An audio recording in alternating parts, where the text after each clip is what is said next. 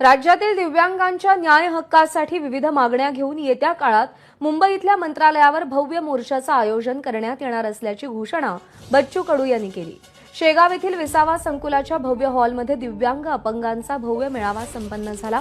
या मेळाव्याला राज्यभरातून आलेले दिव्यांग बांधव उपस्थित होते।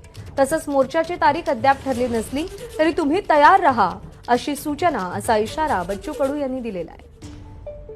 येत्या लगेच तारखेमध्ये आपण लगेच एक मोठं आंदोलन उभं करायचं, प्रचंड ताकदीने कामाला लागा। माझ्या तालुक्यातून 1000 लोक कसे येईल? आमच्या ज्या भगिनी विधवा भगिनी आहेत त्याला जवळ करा। जे समदुखी आहे, समजातीचे म्हणत नाही मी, समधर्माचे म्हणत नाही, समदुखी जे लोक आहेत त्याला एकत्र करा। इथून गेल्यानंतर जे काही तुमच्या व्हॉट्सअपवर सोशल मीडियावर रंगू द्या ही लढाई, ती जाती धर्माची नाही तर दुःखांची लढाई लढू द्या। या वेदना जाऊ द्या सगळ्याकडे।